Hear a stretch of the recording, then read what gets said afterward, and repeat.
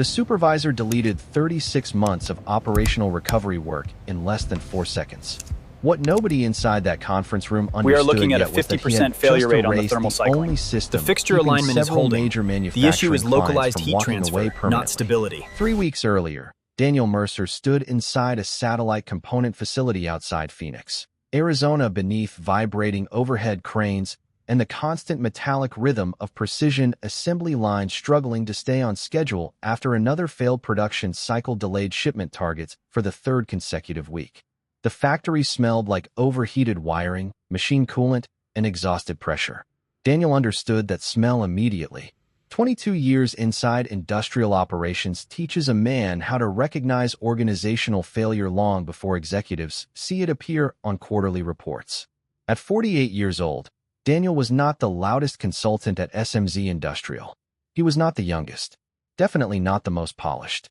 But when production systems failed inside real facilities with real deadlines and millions of dollars trapped inside stalled manufacturing schedules, clients stopped asking for presentations. They asked for Daniel Mercer. That was the problem. SMZ Industrial wanted scalable consulting packages. Daniel solved problems that refused to behave predictably.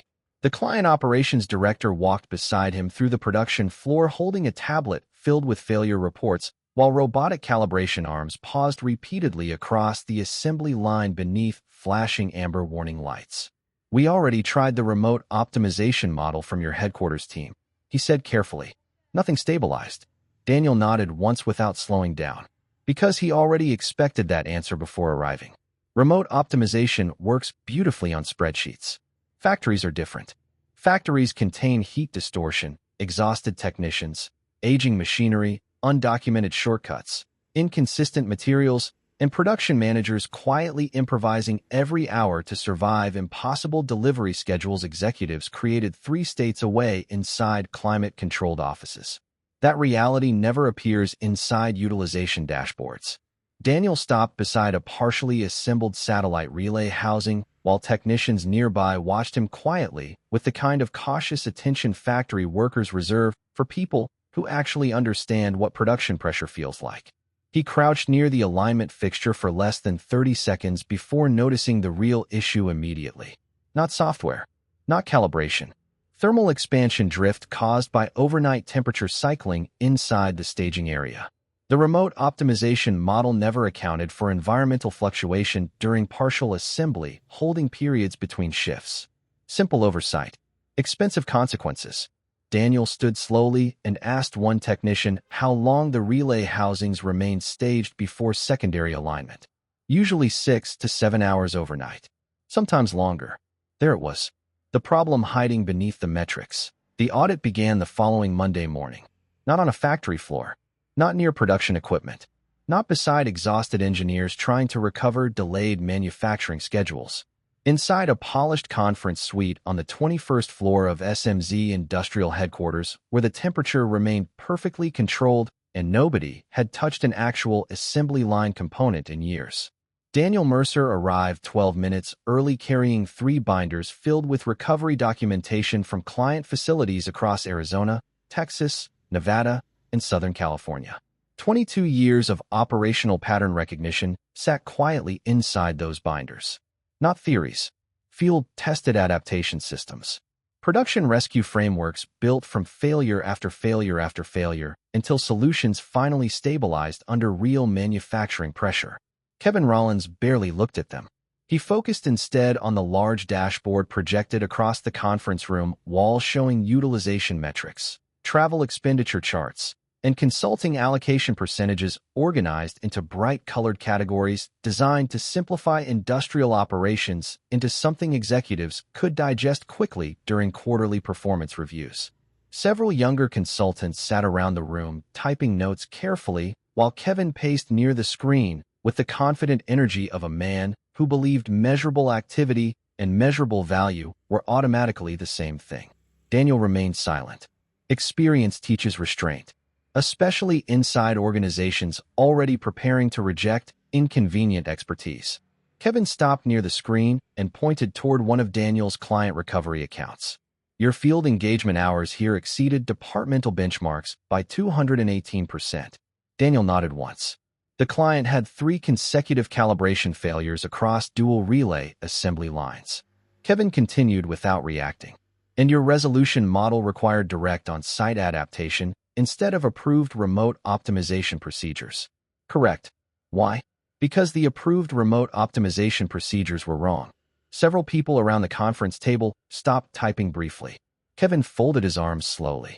Interesting answer. No emotion in his voice. That made him more dangerous. Executives who raise their voices usually lose control visibly. Kevin preferred professional discrediting. Measured. Documented. Clean enough to survive human resources review if necessary. He turned toward the room again. This is exactly the problem with legacy operational thinking. Too dependent on individual intuition. Too difficult to scale. Too resistant to standardized deployment models. Daniel watched snow drift beyond the conference room windows overlooking downtown Denver while the younger consultants around the table avoided eye contact carefully. He recognized the atmosphere immediately. Not discussion. Positioning. Kevin already decided the outcome before the audit started. The audit simply existed to justify it formally afterward. One consultant finally asked cautiously whether client retention rates improved after Daniel's field interventions. Kevin answered before Daniel could speak. Short-term retention does not matter if operational methodology cannot scale efficiently across the entire consulting division. That statement stayed in Daniel's head long after the meeting ended, because it revealed the real conflict clearly for the first time. SMZ Industrial no longer viewed manufacturing recovery as an engineering responsibility. It viewed it as a utilization management problem. 2 entirely different philosophies. Daniel opened one binder slowly and slid several factory recovery reports across the conference table.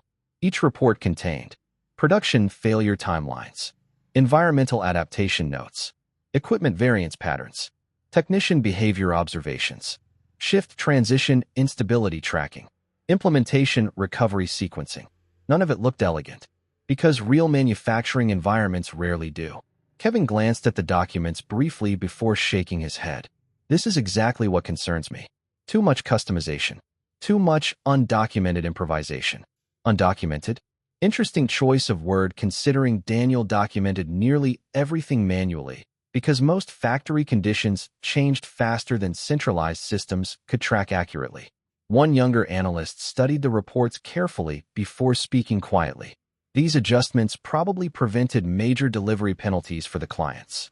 Daniel noticed Kevin's jaw tighten slightly. Small movement. Very revealing. Because Kevin did not hate Daniel personally. He hated what Daniel represented. Operational value that could not be easily reduced into standardized billing structures threatened the entire executive narrative supporting SMZ's new consulting strategy. 3 days later, Daniel received the official notice. Mandatory departmental methodology review. Full attendance required. 33 participants scheduled. Kevin requested complete archival access to all operational recovery frameworks Daniel developed during the previous 36 months. Every report, every client adaptation model, every recovery sequence, every manufacturing stabilization document. The request felt excessive immediately, not because Daniel feared scrutiny, because nobody audits 36 months of field recovery work unless they already intend to dismantle the person responsible for it publicly. Late that evening, Daniel remained alone inside his office reviewing old factory recovery photos, while fluorescent lighting hummed softly above rows of empty workstations across the nearly silent operations floor. One image showed exhausted technicians shaking his hand beside a stabilized assembly line in Nevada after 48 straight hours of production failure recovery. Another showed a manufacturing supervisor in Texas hugging one of his engineers after avoiding a multi-million-dollar delivery collapse. None of those moments appeared anywhere inside Kevin Rollins' dashboards. That was the danger. The most important forms of operational intelligence rarely fit neatly inside executive metrics until the people carrying them disappear. Daniel Mercer spent the next 4 days organizing 36 months of operational recovery archives into a temporary internal repository requested by Kevin Rollins for the departmental review. Every factory stabilization sequence, every production adaptation model, every environmental variance adjustment, Every undocumented recovery pattern discovered through years of walking production floors while executives remained safely distant from the consequences of their own optimization strategies. The repository became enormous. Hundreds of field reports, client-specific implementation histories, thermal adjustment data, calibration failure timelines, shift transition instability logs, production bottleneck mapping. None of it looked elegant, because operational truth rarely does. Late Wednesday evening, Daniel sat alone beneath dim office lighting reviewing one recovery file from a Nevada communications facility where a relay housing alignment issue nearly triggered $12 million in delayed defense manufacturing penalties 18 months earlier. The official engineering recommendation at the time proposed a full systems replacement. Daniel solved the problem by discovering that overnight vibration harmonics from an adjacent testing platform created microscopic alignment drift during inactive staging periods between production cycles. Simple once identified, nearly invisible before that. That was the difference between field intelligence and theoretical analysis. One understands systems abstractly. The other understands how systems actually fail under pressure. Around 8:30 that night, a younger consultant named Rachel stopped beside Daniel's office, holding her laptop against her chest, while most of the operations floor remained dark and nearly empty behind her. She hesitated before speaking. Kevin already decided what he wants from Friday's meeting. Daniel looked up calmly. What does he want? Rachel lowered her voice instinctively, even though nobody else remained nearby.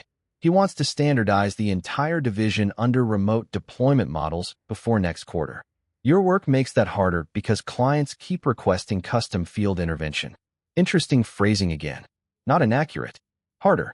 Because reality usually complicates executive simplification strategies. Rachel stepped inside the office carefully and glanced toward the recovery files covering Daniel's desk. Several people think he is going to dismantle your methodology publicly. Daniel leaned back slowly in his chair. Not surprised. Just disappointed by how predictable the situation had become. Organizations often destroy their most experienced operational people for one reason above all others. Experienced people expose the gap between executive theory and practical reality too consistently. Rachel studied the files quietly for a moment. Why did you give him everything? Good question. Daniel looked toward the office windows where snow drifted softly beyond the Denver skyline beneath pale, industrial lighting reflecting across empty parking structures downtown. Because if somebody wants to misunderstand your work, hiding information will not stop them. Rachel nodded slowly, like somebody learning a lesson that had nothing to do with consulting methodology anymore. Then she asked something more honest. Do you think the company understands what happens if these systems disappear? Daniel almost smiled hearing that. Disappear. Interesting word. Because people inside corporate structures often assume expertise exists permanently once documented somewhere inside a server or presentation archive. But operational intelligence does not work like software storage. Real manufacturing judgment lives partially inside memory, inside pattern recognition, inside instinct built slowly through thousands of production failures most executives never witness personally. Daniel closed one of the binders carefully. No, he answered quietly. I do not think they understand yet. The departmental review invitation arrived officially the next morning. Friday, 10 o'clock. Mandatory attendance for all operational consulting personnel. 33 participants confirmed. Kevin attached one additional instruction at the bottom of the notice. All archived methodology materials will be reviewed for future departmental restructuring alignment. Future departmental restructuring alignment. Corporate language always becomes colder right before institutional mistakes become expensive. That afternoon, Daniel received another unexpected call while walking through the lower parking structure beneath SMZ headquarters, carrying 2 storage binders toward his truck. Unknown Chicago number. He almost ignored it, then answered. A calm voice introduced himself as Adrian Cole from Blues In Group. Daniel recognized the company immediately. SMZ's fastest-growing competitor in satellite manufacturing recovery systems. We have followed your field recovery work for quite some time, Adrian said professionally. Several clients mentioned your operational stabilization results directly during transition consultations. Transition consultations. Interesting choice of words. Meaning Blues In already knew clients were considering leaving SMZ. Daniel remained careful. I assume you did not call to discuss weather patterns. Soft laughter on the other end. No. We called because operational intelligence is becoming increasingly difficult to find in this industry, especially the kind that works inside real facilities instead of presentation software. Daniel stopped walking beside his truck beneath the cold concrete parking structure while fluorescent lights hummed softly overhead. Something shifted quietly inside his instincts again. Not fear this time. Recognition. Because competitors often identify institutional value long before leadership inside the original company notices what they are destroying themselves. Adrian continued calmly. I understand your department review happens tomorrow morning. Daniel's expression changed slightly. How do you know that? Another brief pause. The industry listens more carefully than most executives realize. Friday morning arrived cold and colorless over downtown Denver, while 33 employees slowly filled the operational review conference room, carrying laptops, coffee cups, and the quiet tension that spreads through departments whenever leadership schedules mandatory meetings without explaining the real objective clearly beforehand. Daniel Mercer entered exactly 4 minutes early wearing the same dark gray jacket he used during factory recovery visits, because unlike most executives inside SMZ Industrial, he preferred clothing designed for environments where things could actually break unexpectedly. The large conference screen already displayed the title slide. Operational Methodology Realignment Initiative. Interesting phrase. Companies rarely use the word realignment unless somebody already decided something important will disappear afterward. Kevin Rollins stood near the front of the room, speaking quietly with 2 senior operations directors, while rows of consultants settled into their seats beneath bright recessed lighting reflecting sharply across polished glass walls overlooking downtown traffic moving through fresh snow below. Nobody looked comfortable. Daniel noticed several younger consultants avoiding eye contact completely. Rachel sat near the far end of the conference table, gripping a notebook tightly enough to reveal pale pressure marks across her fingers. She already understood what this meeting really was. Not an audit. An execution ceremony disguised as operational reform. Kevin finally stepped toward the center screen and began speaking with the calm confidence of someone fully convinced the room would accept whatever narrative appeared on the slides behind him. SMZ Industrial must evolve beyond outdated dependency models built around individual field consultants and inconsistent client adaptation methods. Daniel remained silent.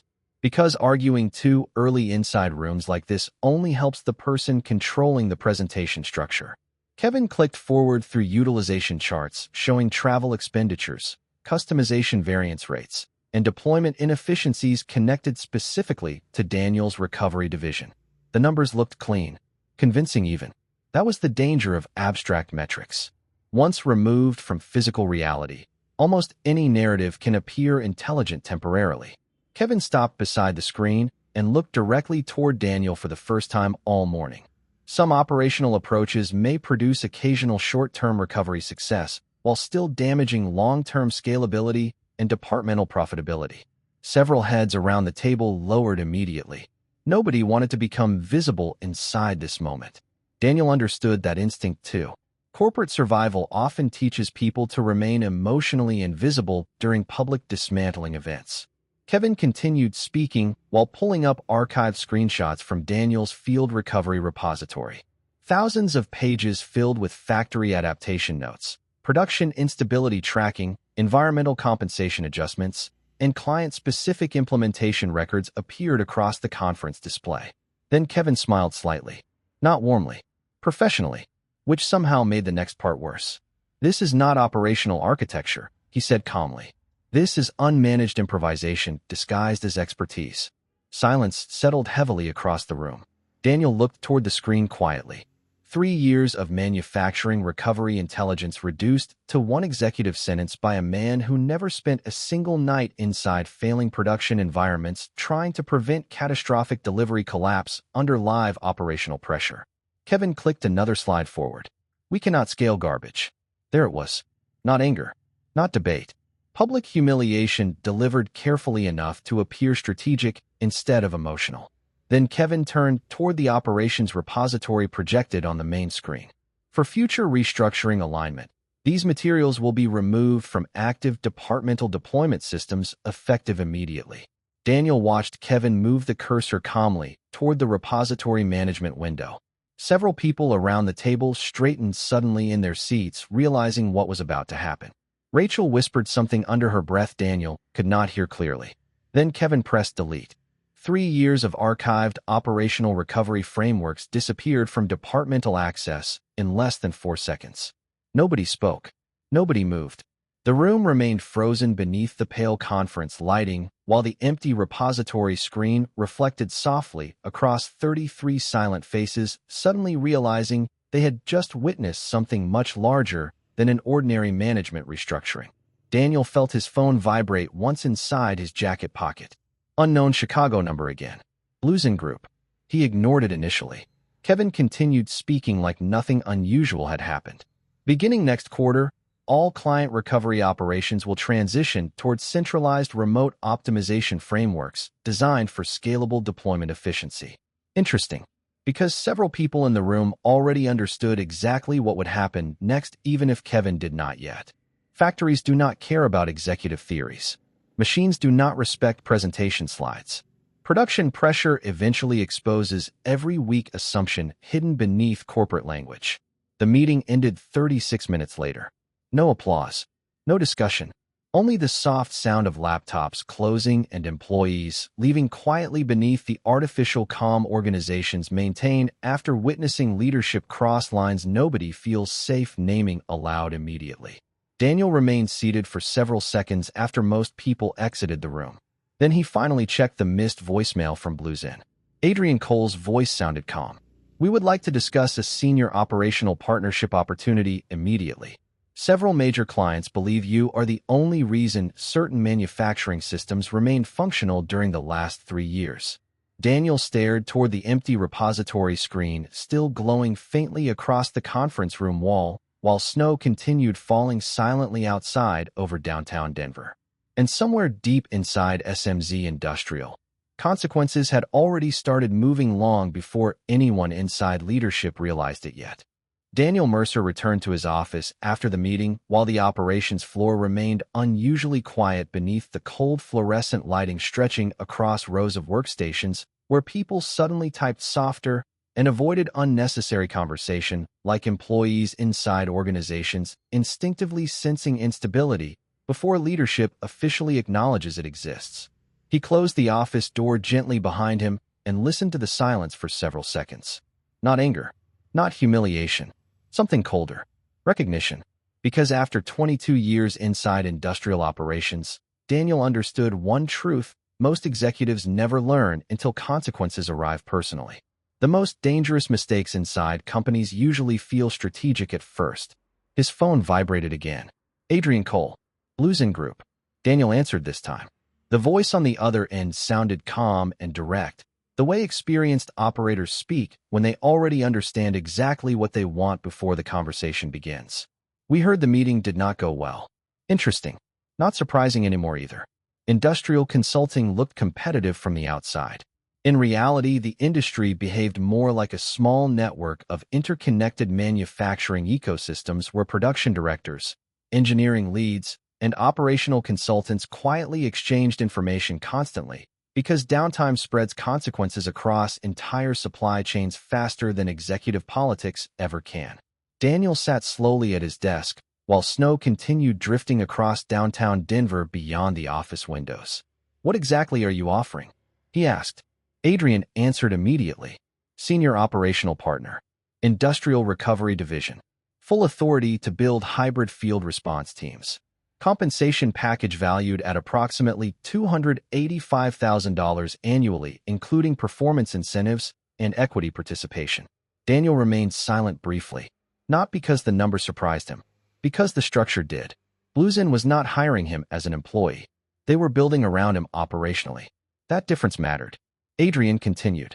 Several major clients specifically referenced your recovery work during recent consultations, particularly the Phoenix Stabilization Project and the Nevada Relay Recovery Sequence. Interesting again. Kevin Rollins spent weeks arguing Daniel's methods failed scalability requirements while competitors quietly studied those same methods as competitive advantages capable of capturing entire industrial accounts. That contradiction explained everything wrong inside SMZ Industrial more clearly than any executive presentation ever could. Daniel looked around his office slowly. Shelves filled with production reports, factory recovery photos, technical binders worn from years of travel across industrial sites. Most executives inside SMZ never personally visited despite selling operational expertise professionally. What happens if I decline? Daniel asked. Adrian laughed softly. Honestly, another company hires you within 60 days. The market already noticed what happened this morning. There it was again. The industry listens more carefully than leadership assumes. After ending the call, Daniel remained seated quietly while evening darkness slowly settled across Denver outside the office windows. Then his email notifications started arriving. 3 messages within 20 minutes. All from clients. The first asked whether reports about operational restructuring inside SMZ were accurate. The second asked whether Daniel would remain assigned to their recovery account personally. The third came directly from the Phoenix manufacturing director. If you leave, we leave too. Simple sentence. Massive implications. Because client loyalty inside industrial recovery consulting rarely belongs entirely to corporations. It belongs to trust. And trust usually forms around the people willing to stand inside failing facilities at 2 in the morning, solving real operational problems, while everyone else attends optimization meetings safely hundreds of miles away. The next morning, Daniel submitted his resignation at exactly 8:15. No speech. No emotional confrontation. Just a professionally written transition notice delivered directly to Human Resources and copied to Kevin Rollins. Kevin appeared at Daniel's office less than 11 minutes later. Fast response. Too fast, meaning leadership already sensed something shifting beneath the surface. Kevin stood in the doorway holding the resignation letter tightly enough to wrinkle the lower edge slightly. You are making an emotional decision after one difficult meeting. Interesting interpretation. Daniel looked up calmly from the storage binders he was organizing into transport boxes. No, he answered quietly. I am making a market decision after 3 years of measurable results. Kevin stepped further into the office. You are overestimating how dependent clients are on individual field consultants. Daniel almost smiled hearing that. Because executives usually reveal their most dangerous assumptions during moments of institutional transition. Outside the office windows, morning traffic crawled slowly through fresh snow beneath pale winter sunlight, reflecting sharply across downtown towers, while the operations floor behind Kevin remained unusually silent. Then Daniel asked one simple question. How many production recoveries have you personally led inside active manufacturing facilities during the last 5 years? Kevin said nothing. That silence answered more honestly than any argument could. By noon, Daniel Mercer carried the final storage box toward the elevators while employees across the operations floor watched quietly from behind computer screens, pretending to work normally despite understanding something important had just left the building permanently. And 72 hours later, SMZ Industrial lost its largest satellite manufacturing recovery account. The first major failure happened 19 days after Daniel Mercer left SMZ Industrial. Not because machines suddenly stopped working. Not because the company lost technical talent overnight. Because the systems Daniel managed for years depended on hundreds of small operational judgments nobody inside leadership realized existed until those judgments disappeared completely. The Arizona facility called first. A relay calibration drift issue started spreading unpredictably across 2 assembly sequences after temperature variance disrupted overnight staging stability during a compressed production cycle. The same category of problem Daniel solved months earlier in less than 1 afternoon. This time, SMZ attempted handling it remotely through centralized optimization procedures Kevin Rollins spent weeks promoting aggressively during internal restructuring meetings. The recovery model failed within 36 hours. By the 3rd day, the production delay started threatening downstream delivery schedules connected to a defense communications contract worth several $1 million in potential penalties. Inside SMZ headquarters, the atmosphere changed quickly. Not publicly. Operational panic inside corporations rarely looks dramatic initially.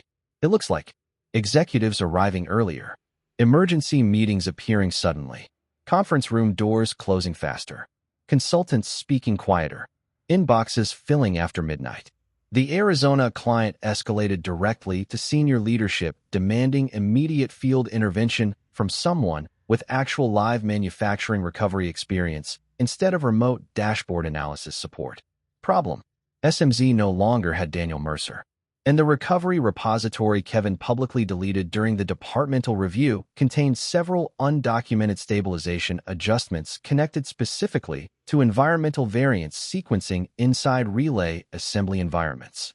Nobody realized how much operational context vanished with that deletion until engineers started searching for historical recovery references that no longer existed inside active systems.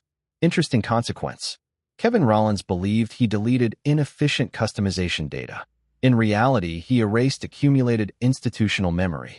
That distinction became very expensive very quickly. 3 additional facilities reported escalating instability problems over the next 2 weeks. Not catastrophic failures. Something worse. Slow operational inconsistency. The kind that quietly destroys client confidence because nobody can identify why systems keep drifting outside expected performance windows despite technically following approved optimization procedures exactly as designed. Factories do not reward theoretical correctness. They reward stable output. Daniel understood that. Kevin did not. Meanwhile, Bluesin Group moved aggressively. Daniel spent his second week there inside a manufacturing systems facility near Tulsa reorganizing production sequencing around real-world environmental variance instead of theoretical optimization assumptions created remotely by analysts disconnected from actual assembly pressure. Different culture entirely. Bluesin executives cared about results first, not presentation symmetry, not utilization aesthetics. Not executive dashboards polished enough to impress investors unfamiliar with industrial operations. One evening, Daniel walked slowly through the Tulsa production floor beneath the metallic rhythm of stabilized machinery, while younger engineers followed beside him carrying tablets filled with implementation notes. One of them finally asked why certain recovery variables never appeared inside standard optimization software. Daniel stopped near an active calibration station and looked toward the assembly lines moving smoothly beneath bright industrial lighting. Because factories are human environments pretending to be mathematical systems, he answered calmly. The younger engineer remained silent several seconds after hearing that. Probably because the sentence explained more about manufacturing failure than most consulting presentations worth hundreds of thousands of dollars.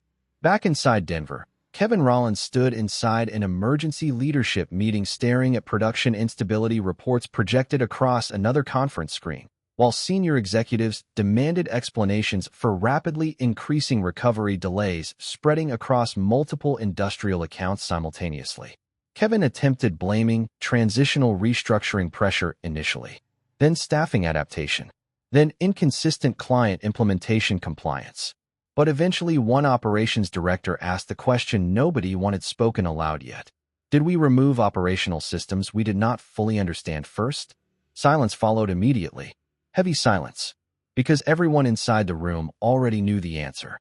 3 days later, SMZ officially lost the Arizona contract entirely.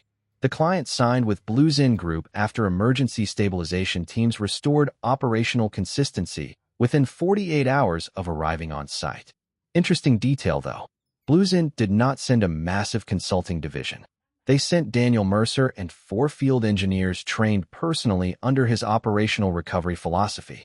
The client transition announcement spread across the industry faster than SMZ leadership expected. Because industrial manufacturing networks pay close attention whenever operational trust moves from one company to another publicly. Late Friday evening, Kevin finally called Daniel directly for the first time since the resignation. His voice sounded different now, less controlled, not emotional, pressured. "You built systems nobody else can replicate," Kevin admitted quietly. Daniel stood beside the Tulsa facility windows watching transport trucks move slowly across the loading yard beneath cold Oklahoma rain, reflecting silver against the asphalt outside. "No," he answered calmly. "I built systems nobody else respected enough to learn properly." By the middle of the second month, the damage inside SMZ Industrial stopped looking temporary. That was when the board became involved directly. Not because executives suddenly discovered humility, because clients started attaching financial consequences to operational instability in ways shareholders could finally measure clearly. 3 major manufacturing accounts downgraded their contract commitments within 6 weeks. Another delayed renewal negotiations entirely pending performance review outcomes. And perhaps worst of all, several long-term clients quietly stopped requesting SMZ by name during industry consultations. Trust was moving, slowly, but visibly enough for investors to notice. Inside Bluesin Group, the atmosphere felt completely different. Not easier, just grounded in operational reality instead of presentation management. Daniel Mercer spent most mornings traveling between manufacturing facilities with engineering teams young enough to still believe technical systems behaved logically until factory floors taught them otherwise. He liked working with younger engineers, not because they lacked knowledge, because they still listened carefully before assuming dashboards explained everything important. One Tuesday morning, Daniel stood inside a satellite communications assembly facility outside Tulsa, reviewing production stabilization metrics with a group of field engineers while heavy rain struck the metal roof overhead in steady rhythmic waves. The assembly lines behind them moved smoothly now. No emergency stoppages, no calibration drift escalation, no overnight instability reports waiting inside executive inboxes every morning. One engineer studying a tablet finally looked up. Bluesin recovered more contracts in 8 weeks than SMZ secured during the previous 2 quarters. Daniel nodded slightly without reacting emotionally. Because operational markets behave predictably once trust starts shifting. Factories do not reward branding language forever.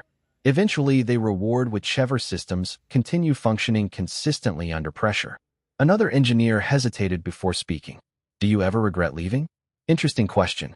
Daniel looked across the production floor, where technicians moved calmly beneath bright industrial lighting, while robotic alignment systems maintained stable sequencing for the first uninterrupted week in nearly 5 months.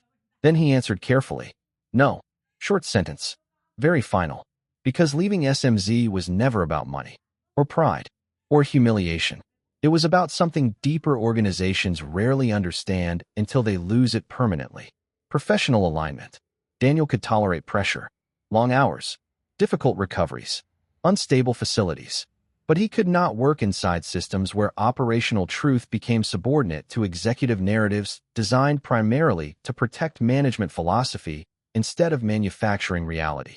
Meanwhile, inside Denver, Kevin Rollins sat through another emergency restructuring session facing increasingly frustrated board members demanding explanations for why recovery efficiency kept declining despite the expensive centralized optimization initiative leadership spent months promoting internally as the future of scalable consulting operations. Kevin blamed transitional adaptation again initially, then labor inconsistency, then client integration resistance. But nobody inside the room fully believed those explanations anymore, because the timing looked too precise. The decline accelerated almost immediately after Daniel Mercer left, and everyone knew it, even if nobody wanted to phrase it that directly yet. Late Thursday afternoon, Kevin called Daniel again. Second call in 11 days.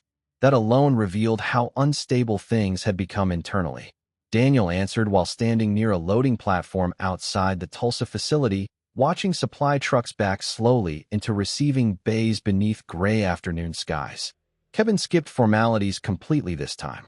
The board wants to discuss possible consulting arrangements. Interesting. Not apology. Not accountability.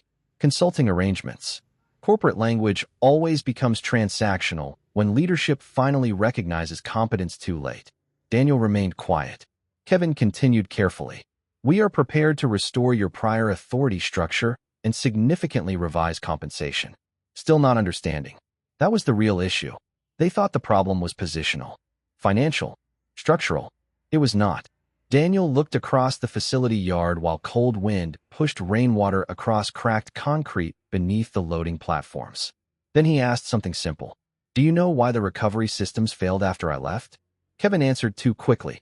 Because nobody else understood your operational models completely. Wrong answer. Daniel closed his eyes briefly. Not from frustration.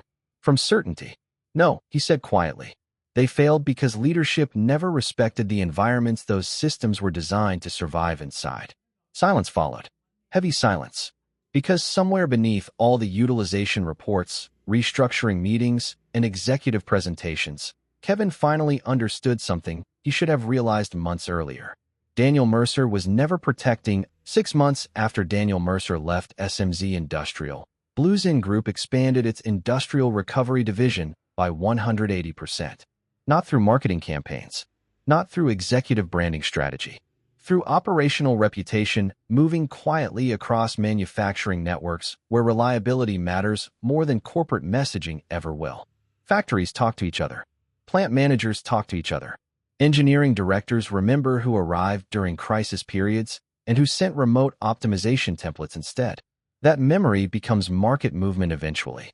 Daniel spent most of those 6 months building something SMZ never fully understood how to create properly. Hybrid field response teams. Not consultants hiding behind presentation software. Operational specialists trained to bridge engineering theory and manufacturing reality under live production pressure. The model looked inefficient on spreadsheets initially. Travel-heavy, highly customized, difficult to standardize. Exactly the kind of system Kevin Rollins spent years trying to eliminate at SMZ. Yet the results became impossible for the market to ignore. Recovery timelines shortened. Client retention strengthened. Production instability rates dropped sharply across facilities supported by Blues In operational teams. Most importantly, manufacturing directors trusted them. Real trust, not contractual trust, operational trust. The kind built at 3 a.m. beside failing assembly lines while delivery schedules collapse and executives stop answering phones because nobody knows how to fix the actual problem anymore. One cold November morning, Daniel stood inside a newly stabilized satellite component facility outside Wichita, Kansas, watching production lines move steadily beneath bright industrial lighting while a younger engineer named Marcus reviewed implementation metrics beside him. The facility had spent almost 4 months struggling with recurring thermal calibration instability before Blues In intervened. Now shipment delays dropped below target thresholds for the first time all year. Marcus looked up from his tablet. I still do not understand how you recognized the environmental drift issue before the software diagnostics did. Daniel studied the assembly line quietly, then answered in the same calm tone he used with every younger engineer, learning the difference between theoretical systems and operational reality. Because machines usually warn you physically before they warn you digitally. Marcus frowned slightly. Daniel pointed toward the staging area near the far end of the facility floor. See the technician movement patterns? Marcus looked carefully. Several operators adjusted component trays more frequently near one holding section despite no active diagnostic alerts appearing on the monitoring systems. Daniel nodded once. People compensate for unstable systems instinctively long before dashboards recognize the instability statistically. That lesson stayed with Marcus long after the conversation ended. Because Daniel Mercer never trained engineers to memorize systems. He trained them to observe reality honestly before forcing it into executive narratives. Back in Denver, SMZ Industrial looked different now. Not collapsed. Something quieter. Worse in some ways. Institutionally weakened. The company still existed. Still operated. Still held contracts. But industry confidence surrounding their operational consulting division eroded steadily quarter after quarter, while Blues In continued absorbing more recovery accounts previously considered permanently loyal to SMZ. Kevin Rollins remained employed technically, but not influential anymore. Board oversight committees now reviewed major operational restructuring decisions directly before implementation. Several executives quietly distanced themselves from the centralized optimization initiative once promoted aggressively as the future of scalable consulting operations. Interesting how quickly institutional certainty disappears after financial consequences arrive publicly. One evening, Daniel received another unexpected message from Rachel, formerly one of the younger consultants at SMZ, now working at Blues In after resigning 3 months earlier. They still talk about the deletion meeting sometimes, she admitted during dinner after a late facility review session in Wichita. Daniel looked out through the restaurant window where cold rain reflected softly across nearly empty streets beneath yellow traffic lights downtown. Not because of the humiliation, Rachel continued carefully. Because everybody realized later that the company deleted the only operational memory system nobody else knew how to rebuild. Daniel remained silent briefly, then shook his head slightly. No, he said quietly. The real mistake happened long before the deletion. Rachel waited. Daniel continued calmly. The deletion was only the moment everyone finally saw the mistake publicly for the first time. That sentence stayed between them while rain continued falling softly outside. Because deep down Rachel already understood what Daniel meant. Organizations rarely destroy themselves in one dramatic decision. The collapse usually begins much earlier when leadership slowly stops respecting the people closest to operational reality. Several weeks later, Daniel revisited the Phoenix facility where this entire sequence quietly began months earlier. The same assembly lines now operated smoothly under revised environmental stabilization procedures Bluesin helped redesign permanently. The operations director who once walked beside Daniel through failing production corridors months earlier shook his hand again near the loading docks before saying something simple. "You know what your old company never understood?" Daniel looked at him calmly. The director smiled faintly. "You were never selling consulting hours. You were selling certainty during chaos." And somewhere far away inside another conference room probably filled with dashboards, restructuring reports, and utilization metrics, executives at SMZ Industrial still struggled to understand why the market trusted Daniel Mercer more than the company that once publicly called his work garbage. Nearly a year after the deletion meeting, Daniel Mercer walked alone through a production facility outside Phoenix, just before sunrise, while the first shift prepared assembly lines for another 12-hour manufacturing cycle beneath the steady mechanical rhythm of stabilized systems finally behaving the way they were originally designed to. The air still carried the same mixture of machine coolant, heated circuitry, and industrial pressure he recognized instantly from the first day he entered facilities like this more than 2 decades earlier. Some things never change. Not deadlines. Not production stress. Not the constant invisible tension between operational reality and executive expectations. But one thing had changed permanently. Daniel no longer worked inside organizations trying to optimize away the human judgment required to survive complex systems under real pressure. Bluesin Group now operated recovery divisions across multiple states. Their field response model became an industry reference point quietly studied by competitors who once dismissed hands-on operational recovery as inefficient compared to centralized optimization systems. Interesting reversal. The market eventually validated everything SMZ Industrial publicly rejected.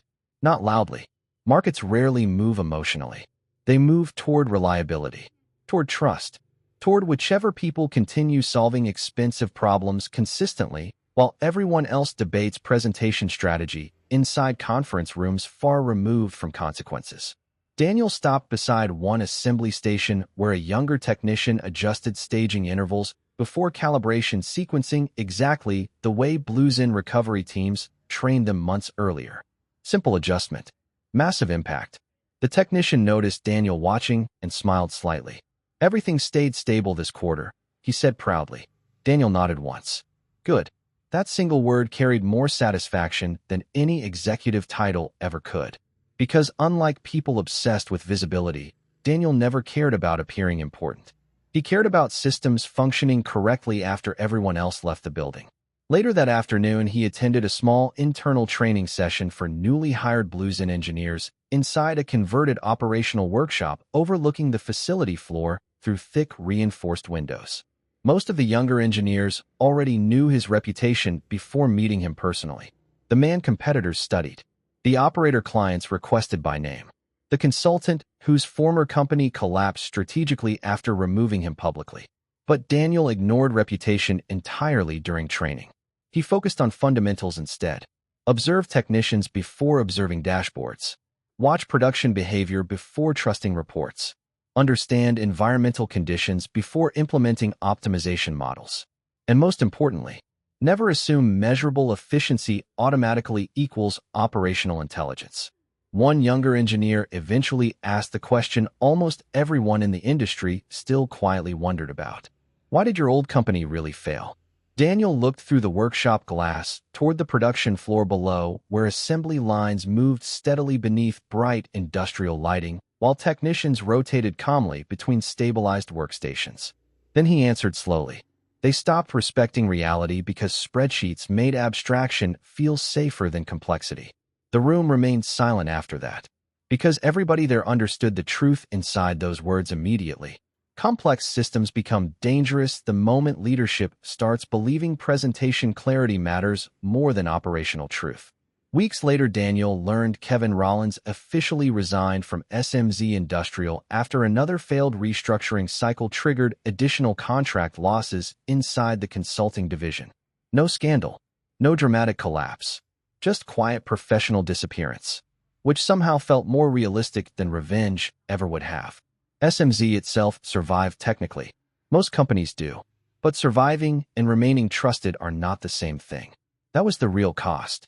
Late one evening, Daniel remained alone inside the Phoenix facility after the final shift ended, while production systems continued running smoothly beneath dimmed industrial lighting stretching across long stabilized assembly corridors.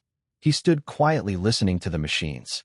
Steady rhythm, consistent output, no instability alarms. No emergency recovery calls waiting in somebody's inbox before dawn.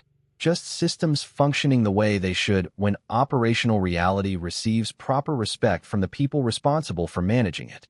Then Daniel remembered the moment Kevin Rollins deleted 3 years of recovery archives in front of 33 silent employees, believing he was removing inefficiency from the company. Interesting memory now, because Kevin never actually deleted Daniel's value. He only deleted the organization's access to it. That distinction changed everything afterward. Daniel looked across the quiet production floor one final time before shutting off the workshop lights behind him. And somewhere beyond all the executive presentations, restructuring meetings, utilization metrics, and optimization dashboards that once defined entire careers, one simple truth remained standing long after the corporate language disappeared.